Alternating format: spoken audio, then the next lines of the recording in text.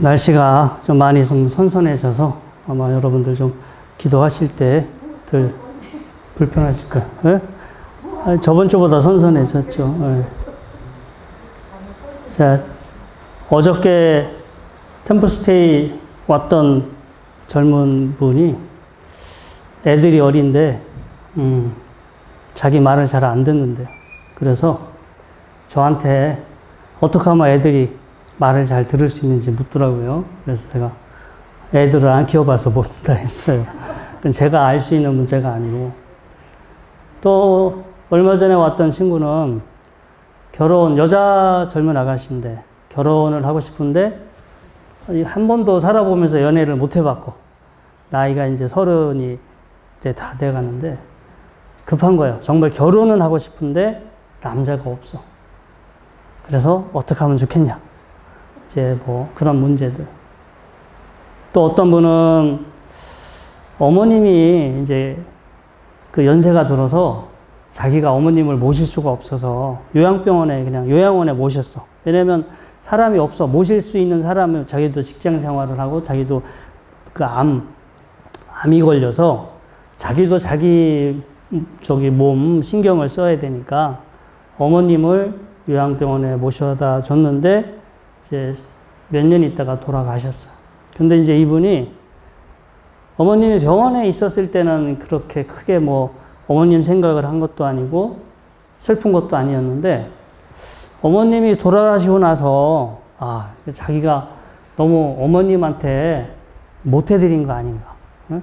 사실 형편으로 자기가 모실 수 있는 형편은 아닌데 그 요양병원에서 그렇게 쓸쓸히 어머님이 돌아가셨다라는 그것 때문에 그 생각을 계속 반복을 해서 이분이 이제 우울증이 온 거예요. 우울증. 아무튼 그런 문제로 또 이렇게 또 템플스테이 이제 오신 분도 계시고. 근데 다 저마다 여러분들도 마찬가지긴 한데 우리가 세상을 살다 보면 우리 마음대로 안 돼요.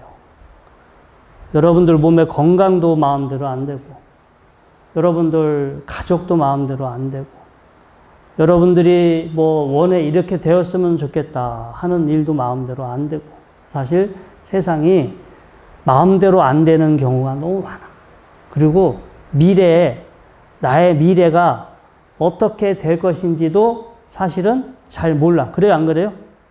아무튼 그런 시대에 우리가 살아가는데 여러분들에게 도대체 여러분들이 어찌 할 수 없는 문제가 생겼어.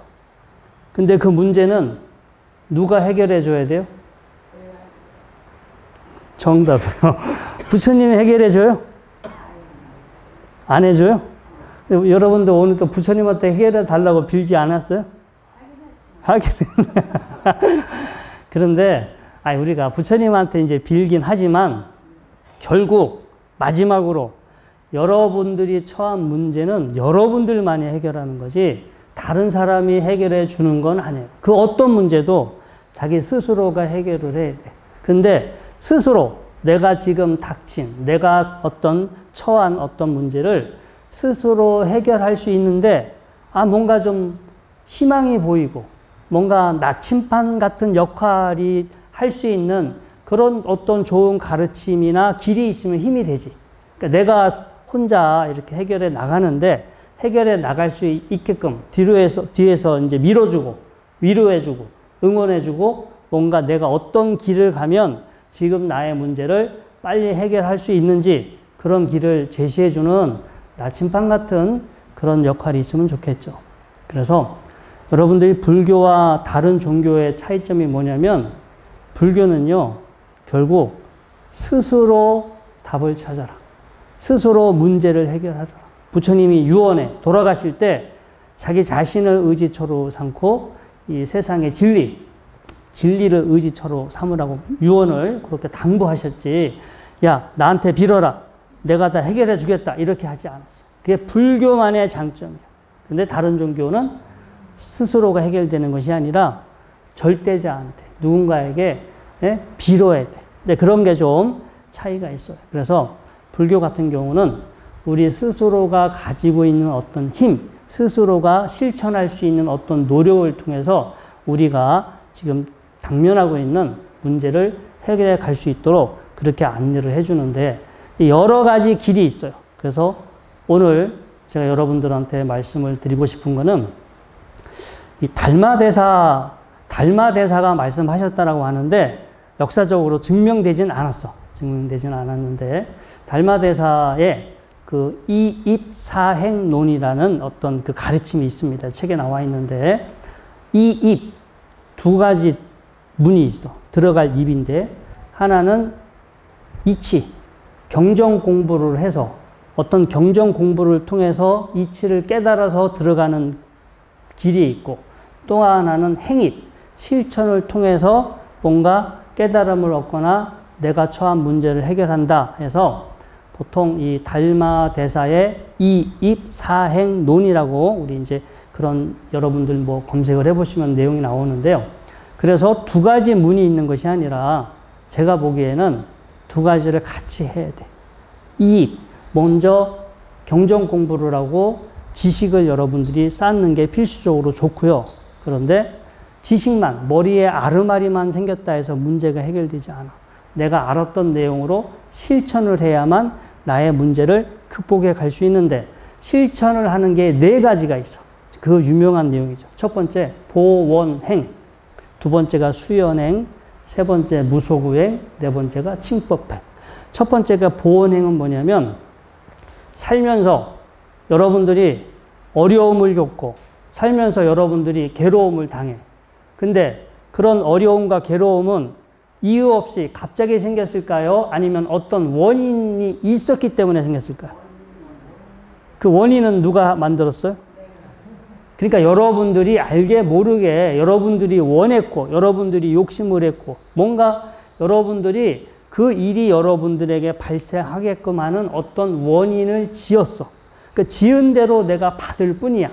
그런데 지금 내가 힘들다, 괴롭다 이것만 생각하지 내가 이러한 결과를 초래하게 될 그 원인에 대해서는 스스로 헤아려 보지를 못해. 그래서 첫 번째가 보원행은 뭐냐면 내가 지금 괴로움을 겪고 어려움을 겪고 있다면 이게 어떻게 해서 지금 이 상황이 비롯됐을까? 분명히 원인이 있을 것이다. 내가 이렇게 해서 불필요한 필요 없는 욕심과 자만과 어리석음 이런 것 때문에 지금 내가 이런 일을 겪을 수 있다. 이제 이렇게 스스로 자신의 지금의 현재 상황을 그렇게 바라봐 주는 거예요.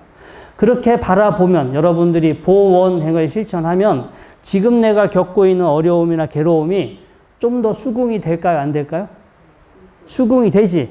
그냥 힘들다고 화내고 괴로워하는 것보다 그래 지은 대로 받는 거야. 그래 내가 이렇게 했기 때문에 지금 내가 이런 과보를 받고 있어. 이렇게 여러분들이 그 상황을 바라본다면 여러분들의 마음이 편안한데 도움이 되죠. 우리가 업보라고 그래. 지은 대로 받는다. 그 업이라는 원래의 의미가 인도에서 까르마인데요. 여러분들이 쌀이 필요해. 쌀이 필요하면 그 쌀은 어떻게 해서 쌀이 필요하니까 쌀을 어떻게 해서 여러분들이 나중에 얻을 수 있을까요? 그러니까 돈을 통해서 사던가 아니면은 땅을 개간하고 땅에 씨앗을 뿌리고 벽씨를 뿌려서 농사를 져서 수확을 해야지. 그렇죠? 쌀이라는 게 갑자기 생기는 게 아니죠. 그러면 쌀이라는 걸 얻으려면 어떤 원인과 절차가 있어. 땅이 있고 벽씨가 있어야 되고 그걸 뿌려야 되고 관리를 해줘야 되고 그래서 결과적으로 이렇게 쌀이 만들어진다. 이런 인과 과정을 우리가 까르마업이라고 그래요.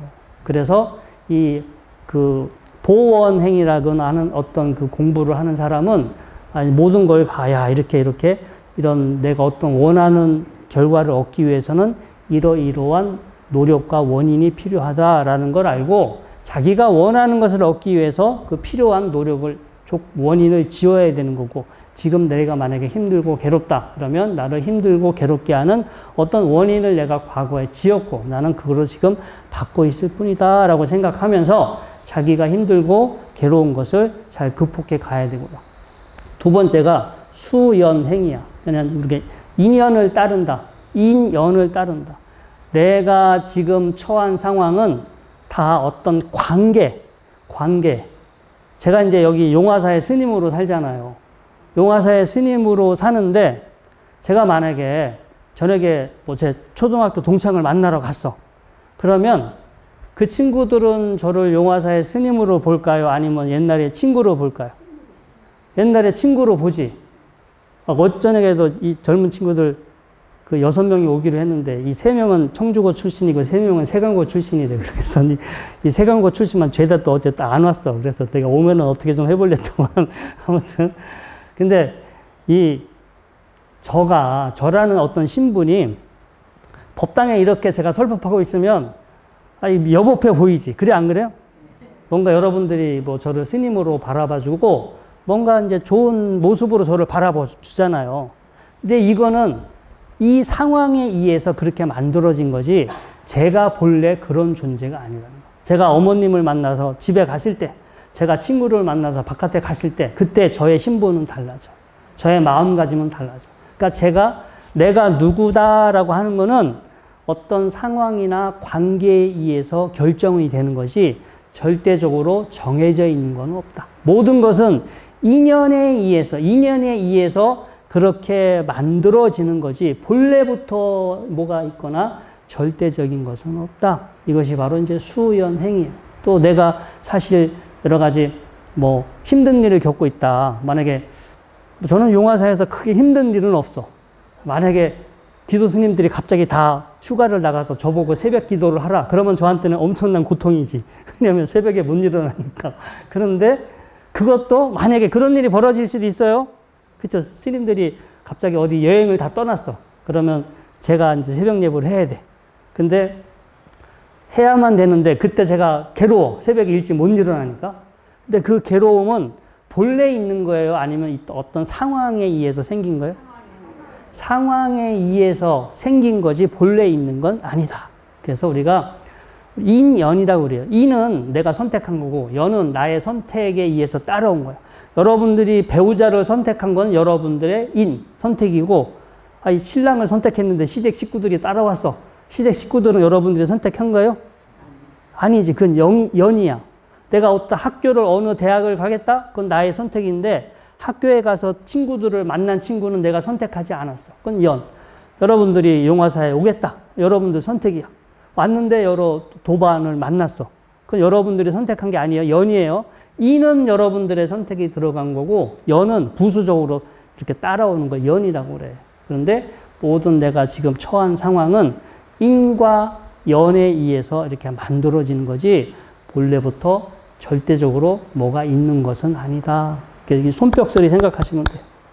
손뼉소리는 이렇게 두 손이 만났으니까 공기가 있으니까 내 귀가 있으니까 손뼉소리가 이렇게 있는 것처럼 보이는 거지 본래 손뼉소리는 따로 없다. 뭔가 이렇게 인과 연에 의해서 모든 게 다 이렇게 작용하고 있다. 이렇게 보는 것을 우리가 수연행이라는 거예요. 그래서 내가 괴로움도 행복도 어떤 인과 연에 의해서 그렇게 만들어져서 내가 경험하는 거지 본래 괴로움이 따로 있는 것도 아니고 본래 행복도 따로 있는 것도 아니다. 이건 이제 수연행이라는 거예요.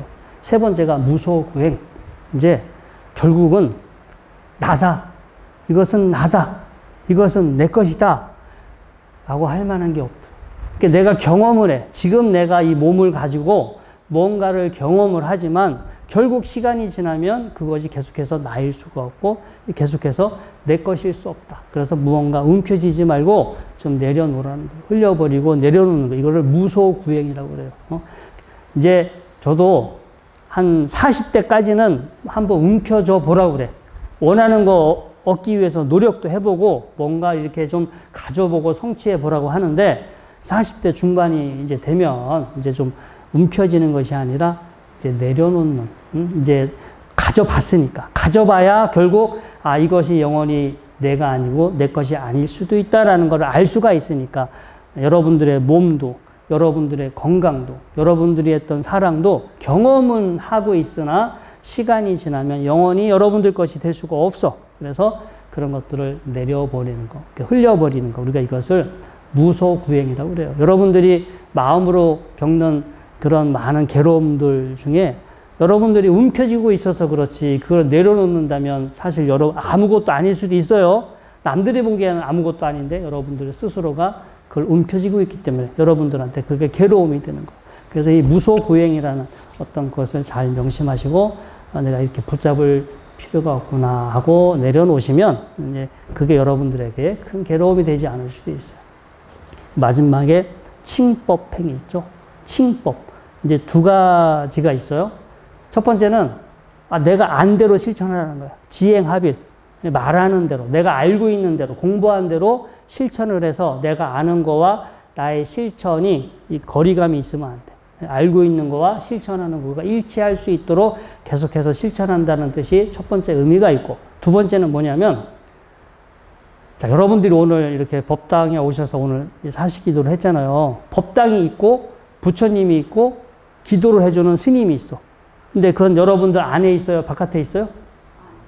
안에? 아니, 안에 있으면 대단히 공부를 많이 하신 분이야. 자, 일단은 지금은 다 바깥에 있잖아. 이 건물이 여러분들 안에 있어요? 바깥에 있어요? 바깥에 있지. 이 바깥에 존재하는 법당에 부처님을 모셔놓고 스님과 함께 기도를 했어.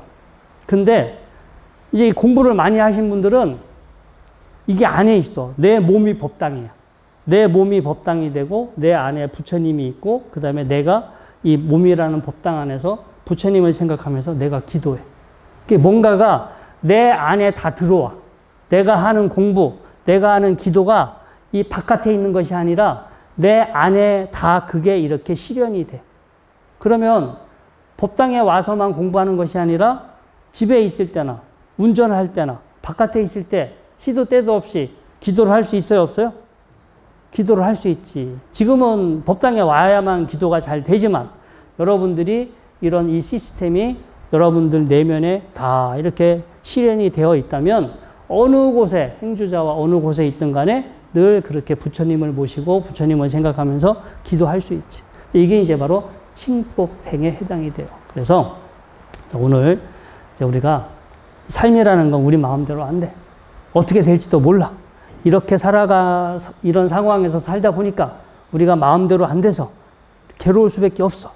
그럴 때 그것을 우리 스스로의 힘으로 결국 극복해 가는데, 그게 극복해 가는데 필요한 어떤 법문이 이입, 사행, 그래서 이치, 공부를 통해서 이치로 깨닫는 게 있고, 사행, 네 가지 실천을 통해서 문제를 극복해 가는 방법이 있는데, 두 가지는 분리된 것이 아니라 같이 실천을 해야 한다. 그래서 이제 사행에는 보원행, 수연행, 무소구행, 칭법행이라고 하는 네 가지 실천이 있어서, 제가 이제 이거 유튜브에 오늘 이제 듣고 나서 나가면 고향감 가면 다 잊어버리잖아. 그러니까 이제 유튜브에 올려놓을 테니까 반복해서 들으세요. 그러면은 네 가지를 실천하신다면 여러분들이 이제 기도가 여기서 법당에서 하는 것도 공동이 되지만 늘 더 기도해서 여러분들의 어떤 괴로움도 슬기롭게 잘 극복하실 수 있을 겁니다. 자, 오늘 본문은 이것으로 마치도록 하겠습니다.